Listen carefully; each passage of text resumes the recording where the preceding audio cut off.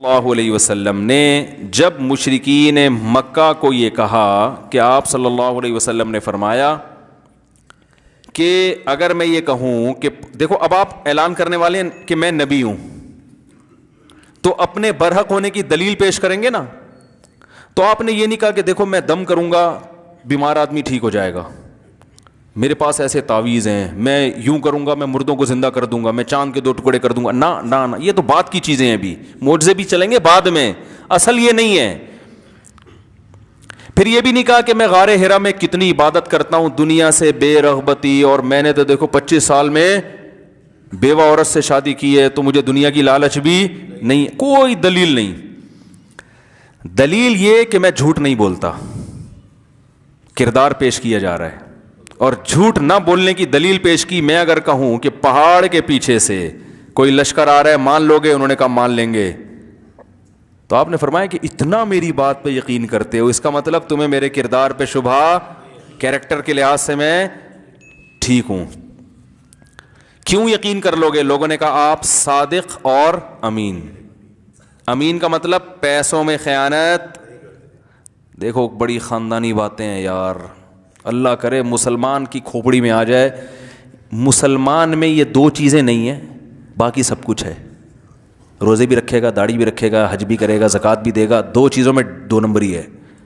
اور غیر مسلم میں یہی 2 چیزیں ہیں، باقی بولو نا. سب غیر مسلموں میں نہیں، میجورٹی کی بات. جو پڑھے لکھے یورپ کے، امریکہ، یورپ، UK وغیرہ میں جو اکثر پڑھے لکھے لوگ ہیں ان کی بات کر رہا ہوں، ورنہ ہر 2 نمبر لوگ مارکیٹ میں ہر جگہ ہی موجود ہیں. اتنی بھی خوش فہمی کا شکار نہیں ہونا چاہیے کہ پتہ نہیں وہ کیا ہیں. لیکن میجورٹی غیر مسلموں میں 2 چیزیں زیادہ آ گئی ہیں، سچ اور پیسوں کے معاملے میں 2 نمبری نہیں ہے.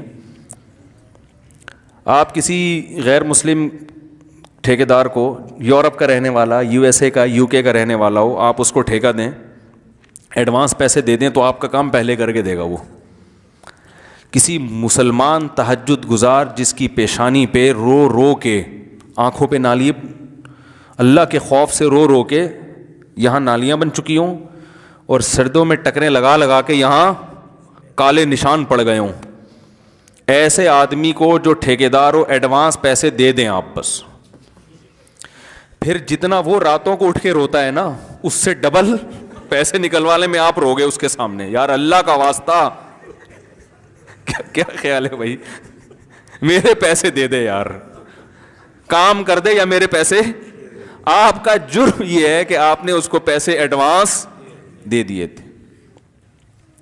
میرا خیال ہے غلط تو نہیں کہہ رہا میں. ایسے ایسے واقعات ہیں نا میرے پاس، میں بتاؤں آپ حیران ہو جاؤ. تو جتنا وہ تہجد میں نہیں روتا، اس سے زیادہ وہ آپ کو رلائے گا اپنے پیسے نکلوانے میں. ہمارے ایک دوست ہیں سعودی عرب سے آئے یہاں پہ، تجربہ نہیں تھا، ساری زندگی سعودیہ میں گزری. یہاں انہوں نے ہوٹل بنانا تھا، بڑے تاجر تھے، ایڈوانس پیسے دے دیے. ان کا خیال تھا یار ادھر ایڈوانس دے دو تو کام جلدی ہو جاتا ہے، یہاں ایڈوانس دوں گا. یہ تو ماشاءاللہ اپنے مسلمان بھائی ہیں، اور اپنے ہیں وہ نیشنلٹی پاکستانی ہے تو ہیں بھی پاکستانی.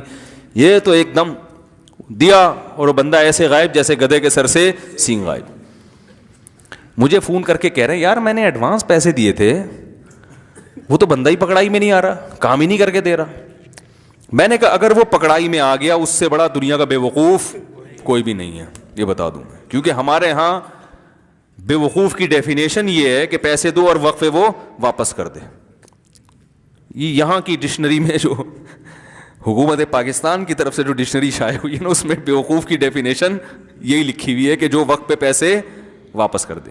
بھائی جب پیسہ کمانا اس کی زندگی کا ویژن ہے، تو جب آپ نے ایڈوانس پیسے دے دیے، اب کام کر کے اس کو، وہ کام کوئی اور کر لے گا. وہ کیا خیال ہے؟ اس کا مقصد ہی پیسہ تھا تو وہ تو پہلے ہی مل گیا، تو اب کام کیوں کروا رہے ہو بھائی اس سے؟ تو میں نے ان سے کہا اب ہم پاکستان میں رہتے ہیں، اب ہم سے پہلے مشورہ تو لے لیتے. سارا ہر چھوٹی بڑی باتوں کا آپ مشورہ لیتے ہو، اتنی بڑی اماؤنٹ کسی کو دے رہے ہو، مشورہ نہیں لیا آپ نے.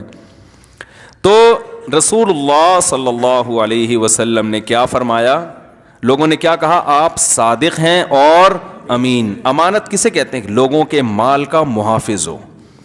آنکھ بند کر کے کوئی آپ کے پاس 1 کروڑ روپے بھی رکھ دے نا, اسے یہ غم نہ ہو کہ یہ کھا جائے گا, یہ دائیں بائیں کر دے گا, اسے یہ غم نہ ہو. اسے پتہ ہے کہ یہ اپنے پیسوں سے زیادہ میرے مال کی حفاظت کرے گا, یہ وصیت لکھ کے رکھے گا کہ فلاں کا پیسہ میرے پاس ہے, میں مر گیا تو اس تک کیسے پہنچائے جائیں. آج کل لوگوں کے پاس امانت رکھواؤ, قیمتی چیزیں ہوتی ہیں, وصیت ہی نہیں کرتے. بھائی آپ نے کیوں یہ فرض کر لیا کہ میں ہر وقت زندہ رہوں گا, کبھی بھی نہیں مر سکتا, یہ کیوں فرض کر لیا؟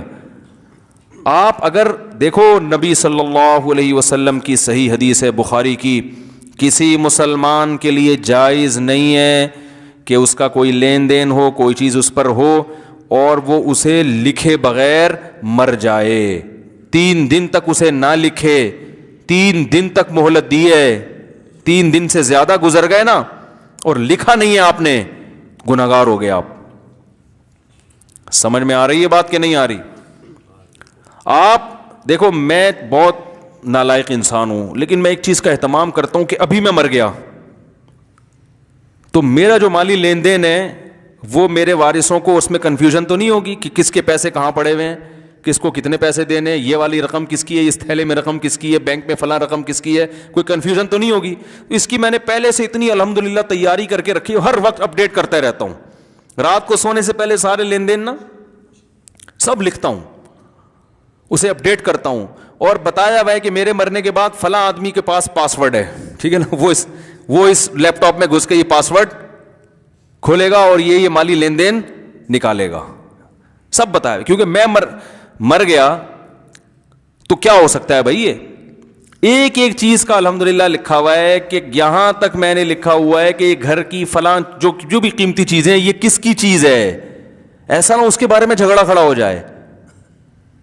یہ چیز ہے کس کی, یہ اس میں وراثت جاری ہوگی یا نہیں ہوگی, سمجھ رہے کہ نہیں سمجھ رہے؟ تو یہ لازم ہے, یہ واجب ہے. آج لوگ اس کا اہتمام نہیں کرتے. تو نبی صلی اللہ علیہ وسلم نے لوگوں نے کیا کہا, آپ صادق ہیں اور امین. دیکھو پاکستان کے وزیر اعظم بننے کے لیے شرط تھی کہ وہ صادق اور امین ہو. اب اس کی کوشش ہوتی رہی ہے کہ اس کو بھی کیا کرو, تاکہ جو پھر ایک شرط, ابھی تو یہی کوشش ہوگی کہ اس شق کو نکالو, کچھ دنوں کے بعد یہ شق آئے گی کہ شرط ہے کہ وہ جھوٹا اور چور ہو. یہ شق ڈالیں گے پھر. پاکستان کا وزیر اعظم یا صدر بننے کے لیے ضروری ہے کہ پرلے درجے کا کذاب, جھوٹا اور 1 نمبر کا چور ہو.